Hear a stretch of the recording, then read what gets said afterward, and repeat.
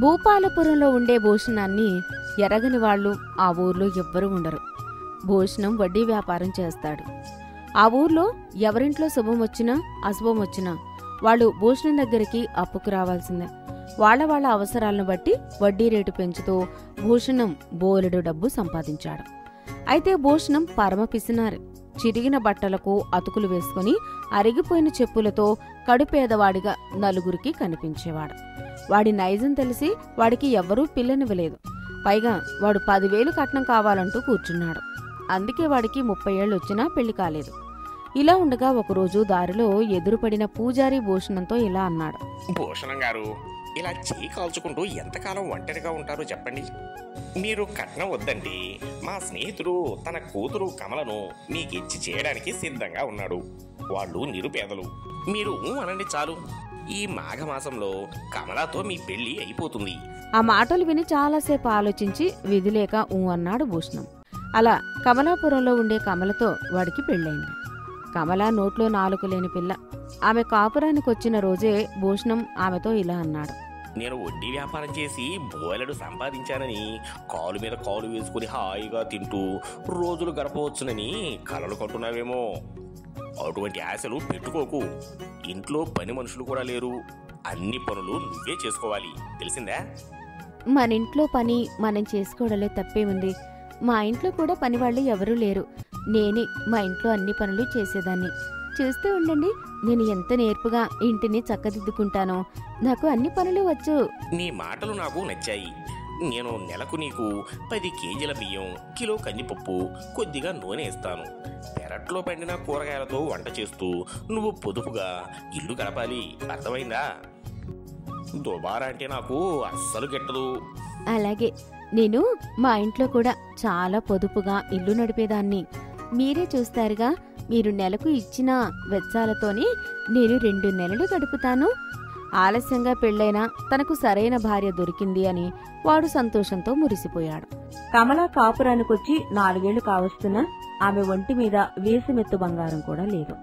నాసిరకపు ముతక చీరలో పేద ముత్తైదువులా కనిపించేది ఆమె. ఒకసారి అమ్మలక్కలు తన గురించి మాట్లాడుకుంటున్న మాటలు కమల చెవిన పడ్డాయి. కరణం భార్య నలుగురితో ఇలా అంటుంది. ఆ కమలని చూశారా, ఎలా ఉందో? మరింట్లో పని మనిషి కూడా అంత దీనంగా ఉండదు.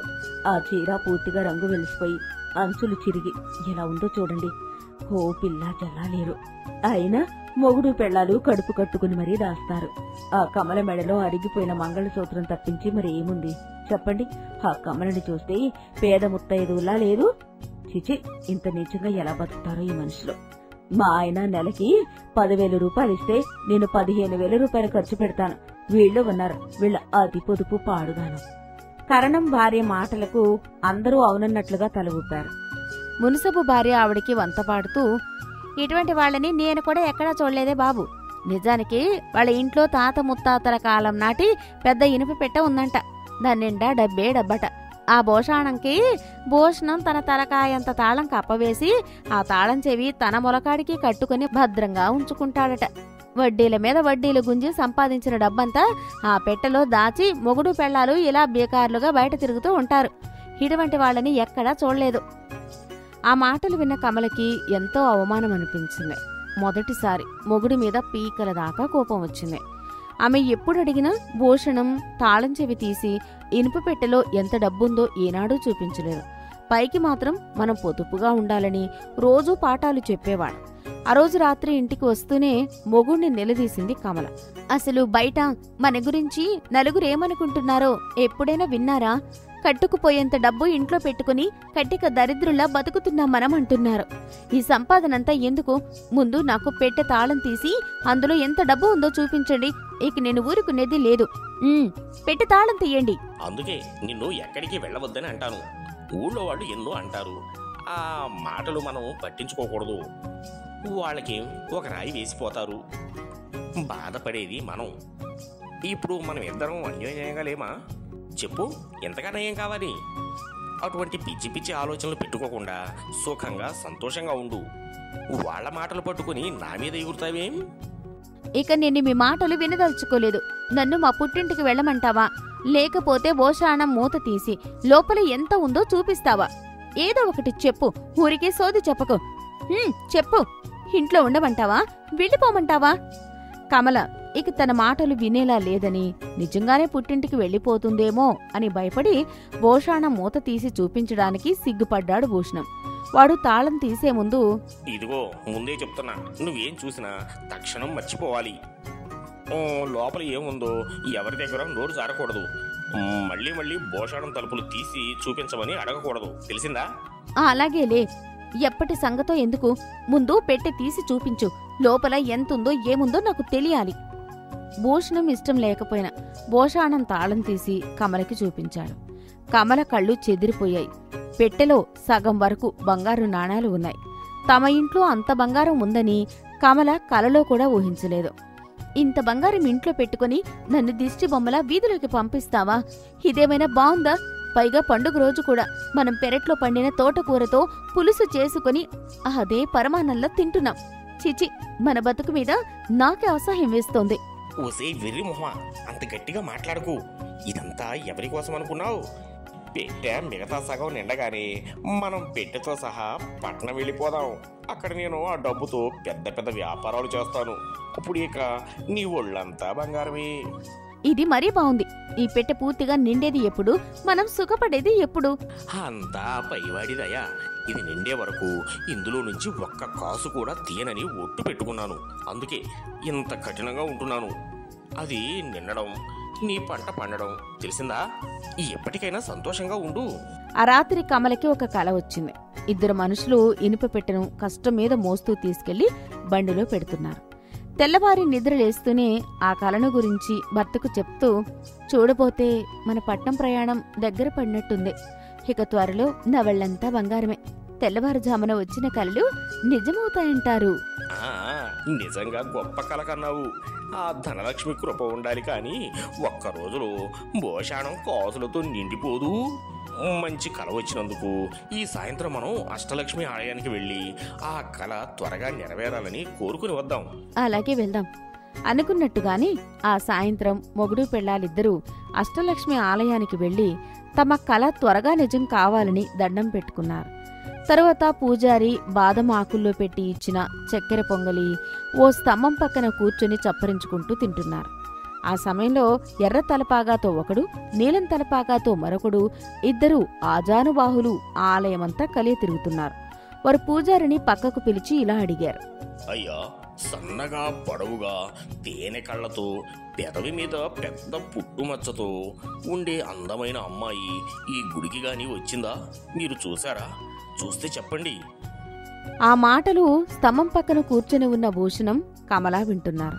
అంటే అటువంటి అమ్మాయి ఎవరు ఈ మధ్యకాలంలో గుడికి రాలేదు. ఇంతకీ ఎవరా అమ్మాయి?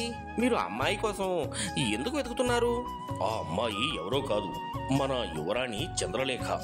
ఆమె ఆ మధ్య తూర్పు కొండల్లోకి వేటకు వెళ్ళినప్పుడు ఒక చెంచు యువకుణ్ణి చూసి ప్రేమించింది. అతను మంచి అందగాడు. అయితే ఆ సంగతి తెలిసి రాజుగారు మండిపడి యువరాణి గారిని గట్టిగా కోప్పడ్డారు. ఆమె కోపంగా ఎవరూ చూడకుండా రాజభవనం విడిచి పారిపోయింది. రాజుగారు ఆమెను సురక్షితంగా తీసుకువచ్చిన వారికి 50,000 వరహాల బహుమతి ప్రకటించారు. మేము ఆమె కోసమే గాలిస్తున్నాం అని చెప్పి ఆమెను వెతుకుతూ గుడి వెనక ఉన్న కొండవైపు వెళ్లిపోయారు ఆ ఇద్దరు. ఇదంతా విన్న భూషణం, ఆహా, ఆ 50,000 వరహాలతో మన భూషాణం నిండిపోతుంది. తరువాత నీ ఒళ్ళంతా బంగారమే. అయితే ఇకనేం ఆ యువరాణిని వెతుకుతూ బయలుదేరు. మన ఊరి చుట్టూ ఉన్నవి తూర్పు కొండలే కదా. ఇప్పుడే బయలుదేరు. అమ్మో, ఆ కొండల్లోకి నేను వెళ్ళలేను. ఆ కొండల నిండా పులులు, సింహాలు, ఎలుగుబంట్లు వెచ్చలివిడిగా తిరుగుతూ ఉంటాయి. వెళ్ళిన వెంటనే నన్ను గుట్టకాయ స్వాహా చేస్తాయి. మన ప్రయత్నం ఏమీ లేకుండా ఇనుపు పెట్టె నిండాలంటే ఎలా? దేనికైనా కష్టపడితేనే ఫలితం దక్కుతుంది. ఇంకా నయం, నువ్వు నన్ను ఇటు నుంచి ఇటే అడవిలోకి తోలేలా ఉన్నావు. చీకటి పడుతుంది, పద ఇంటికి పోదాం. ఇద్దరూ ఆ యువరాణి గురించి ఆలోచిస్తూ ఇల్లు చేరారు. ఆ రాత్రి వాళ్లు భోజనాలు చేసి పడుకోబోతూ ఉండగా వీధి తలుపు చప్పుడైంది. భూషణం వెళ్లి తలుపు తీసి బయట నిలబడి ఉన్న అమ్మాయిని చూసి నిర్ఘాంతపోయాడు. ఆ అమ్మాయి సన్నగా, పొడవుగా, తేనె కళ్లతో, పెదవి మీద పుట్టుమచ్చతో చాలా అందంగా ఉంది. సందేహం లేదు, సాక్షాత్తు ఆ యువరాణియే తమ ఇంటి తలుపు తడుతోంది. ఆమెను చూస్తూనే భూషణం ఆనందపడిపోతూ, సాక్షాత్తు ఆ మహాలక్ష్మి మన ఇంటి తలుపు తడుతుంది. కమలా, త్వరగా రా. ఆ మాటలకు ఆమె చిన్నగా నవ్వి, నేను మామూలు మనిషిని, దేవతని కాను. కొత్త ఊరు, తెలియని మనుషులు. చీకట్లో ఎవరో ఇద్దరు మనుషులు నా వెంట పడ్డారు. దయచేసి ఈ రాత్రికి మీ ఇంట్లో తలదాచుకొనిస్తారా? తెల్లవారుగానే వెళ్ళిపోతాను. ఇంతలో కమల లోపల నుంచొచ్చి గుమ్మంలో నిలబడి ఉన్న యువరాణిని చూసి చాటంత మొహం వేసుకుని, ఇలా గుమ్మంలోనే నిలబడిపోయావేం? లోపలికి రా. ఏ వేళప్పుడు ఎంగిలిపడ్డావో. ఉండు, ఇప్పుడే నీకోసం రొట్టెలు చేస్తాను. యువరాణిని కుర్చీలో కూర్చోబెట్టి లోపల రొట్టెలు చేస్తూ ఉంటే భూషణం వచ్చి గొంతు తగ్గించి ఆమెతో ఇలా అన్నాడు. నాకెందుకో అనుమానంగా ఉంది. నిజంగా యువరాణి అయితే పట్టు వస్త్రాలు ఏవి, ఒంటి నిండా నగలేవి, మనిషి పోలికలు సరిపోయాయి, కానీ ఆ వస్త్రధారణ అనుమానంగా ఉంది. అలా తెలివి తక్కువగా మాట్లాడుకు. అంతఃపురంలో నుంచి రహస్యంగా పారిపోయి వచ్చిన అమ్మాయి ఒంటి నిండా నగలు పెట్టుకుని వస్తుందా? ఎవరికీ అనుమానం రాకుండా మారువేషంలో ఉంటుంది. అవునా కాదా? ఆ మాట నిజమే. నేను ఇప్పుడే బసవన్న బాడుగ బండిలో రాజధాని నగరంకి బయలుదేరతాను. రాజుగారికి సంగతి చెప్పి తెల్లవారేసరికి భటులను వెంట పెట్టుకుని వస్తాను. రాజుగారు ఇచ్చే 50,000 వరహాలతో రేపే మన భోషాణం నిండిపోతుంది. ఈ యువరాణిని కనిపెట్టుకుని ఉండు. రాత్రి ఎవరు తలుపు కొట్టినా తీయకు అని పెరటి దోబన అప్పటికప్పుడు బసవన్న బండిలో పట్నం బయలుదేరాడు భూషణం. అయితే బండి సగం దూరం వెళ్లగానే నిలబడిపోయింది. ముందు చాలా బళ్ళు ఆగి ఉన్నాయి. బసవన్న బండి దిగి ముందుకు వెళ్లి చూసి వచ్చి ఇలా అన్నాడు. అవతల ఏరు పొంగింది. ఈ రాత్రికి నీళ్లు తీసే పరిస్థితి లేదు. మనం తెల్లవార్లు బండిలో జాగారం చేయవలసి ఉంటుంది. ఇంతకు మించి చేసేది ఏం లేదు. ఆ మాటలు విని భూషణం కంగారు పడిపోయాడు. వాడు తనలో తాను ఇలా అనుకున్నాడు. తెల్లవారగానే యువరాణి ఇల్లు వదిలి వెళ్ళిపోతుంది. ఆమెను ఆపగలిగే తెలివితేటలు కమలాకి లేవు. తను ఇప్పుడే వెంటనే తిరిగి ఇంటికి వెళ్ళాలి. యువరాణి పడుకున్న గది తలుపు బయట నుంచి మూసి గడియ పెట్టాలి. అలా అయితే యువరాణి నిద్ర లేచినా ఎక్కడికి వెళ్ళలేదు. ఆ లోపల తను రాజుగారికి సంగతి చెప్పి భటులను తీసుకురావాలి. యువరాణిని వాళ్లకు అప్పజెప్పి 50,000 వరహాలు పుచ్చుకోవాలి. ఇలా అనుకుని భూషణం బండి వెనక్కి తిప్పించాడు. వాళ్ళు ఇల్లు చేరేసరికి ఇంటి తలుపులు బార్లా తెరుచున్నాయి. ఆతృతగా లోపలికి వెళ్లి చూస్తే లోపల స్తంభానికి కమల కట్టివేయబడి ఉంది. ఆమె నోట్లో గుడ్డలు కుక్కి ఉన్నాయి. భూషణం ఆమె కట్లు విప్పి నోట్లో గుడ్డలు బయటకు లాగి, ఏమిటిది? నిన్నెవరు ఇలా కట్టేశారు? ఇంతకీ యువరాణి అది? అలా పిచ్చి చూపులు చూస్తావేంటి? జరిగింది చెప్పు. అది యువరాణి కాదు, పాడు కాదు, పెద్ద దొంగల రాణి. నాకు కొంచెం కునుకు పట్టేసరికి అది వెళ్లి వీధి తలుపు తీసింది. మనం గుళ్ళో చూసిన ఆజానుబాహులిద్దరూ లోపలికొచ్చి నన్ను స్తంభానికి కట్టేశారు. ఊళ్ళో అందరికీ తెలిసిన నీ భోషణం సంగతి వాళ్లకు తెలిసుండాలి. అందుకే గుళ్ళో మనం వినేలా యువరాణి కట్టుకథ చెప్పారు. వాళ్ళు నా నోట్లో గుడ్డలు కుక్కి నేను చూస్తుండగానే ఇనుప పెట్టె ఎత్తుకు వెళ్లి బండిలో పెట్టుకుని తీసుకుని పోయారు. మొత్తానికి నా కల నిజమై ఇల్లు గుల్లయింది. జరిగింది తెలియగానే భూషణం కుప్ప కూలిపోయి పెద్దగా రోదిస్తూ, అయిపోయింది, ఇల్లు వల్లకాడైపోయింది. నా 10 ఏళ్ల కష్టం గంగపోలైంది. ఇకపై ఎలా బతకాలి? అర్ధరాత్రి అంత గట్టిగా ఏడవకు. ఇరుగు పొరుగు లేచి రాగలరు. అయినా ఎందుకంత విచారం? ఆ భూషణం ఇంట్లో ఉన్న మనం కటిక దరిద్రులాగా బ్రతికాం. వాడుకోని డబ్బుకు విలువ లేదు. ఇంట్లో ఇనుప పెట్టె ఉందని అనుకుని ఇదివరకిటిలాగా బ్రతికేద్దాం. ఏమంటావ్? నిజంగా నువ్వు సత్యకాలపు పతివ్రతవు కమల. ఇంట్లో ఏమీ మిగలేదని నన్ను వదిలి వెళ్ళిపోతానని అనలేదు. భయపడకు. నేను వడ్డీలకి ఇచ్చిన డబ్బులు బయట రావాల్సినవి చాలా ఉన్నాయి. మళ్ళీ వడ్డీ వ్యాపారం మాత్రం వద్దు. ప్రజల్ని పీడించి సంపాదించిన డబ్బుతో సుఖపడలేం. ఆ డబ్బు వసూలయ్యాక వేరే వ్యాపారం మొదలుపెట్టు. తెలిసిందా? అవును, ఈ అనుభవంతో బుద్ధి వచ్చింది. ఆ డబ్బుతో మన ఊళ్ళో బట్టల దుకాణం, నగల దుకాణం పెడతాను. నిన్ను మహారాణిలా చూసుకుంటాను. అన్నట్లుగానే భూషణం వడ్డీలకు ఇచ్చిన డబ్బు వసూలు చేసి చీరల దుకాణం, నగల దుకాణం పెట్టాడు.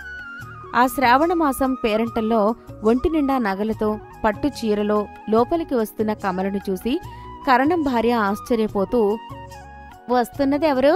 కమలే? ఏం వైభోగం ఏంటివి? నా కళ్ళను నేనే నమ్మలేకపోతున్నాను. అప్పట్లో పేద ముత్తైదువా అని ఏళని చేశాం. ఇప్పుడు చూస్తే సాక్షాత్తు ఆ మహాలక్ష్మిలా ఉంది. ఇదేం చూసావ్, కమల ఇంట్లో కూడా పట్టు చీరలే కడుతుంది. ఆ ఇంట్లో రోజు విందు భోజనాలే. మన మొగుళ్ళు ఉన్నారు. ఎందుకు ఒక అచ్చట ముచ్చట లేని బతుకు అయిపోయింది మందే. ఇలా చూసిన వాళ్ళందరూ అసూయపడేలా కమలాభూషణం దంపతులు విలాసంగా అన్యోన్యంగా జీవితం గడిపారు.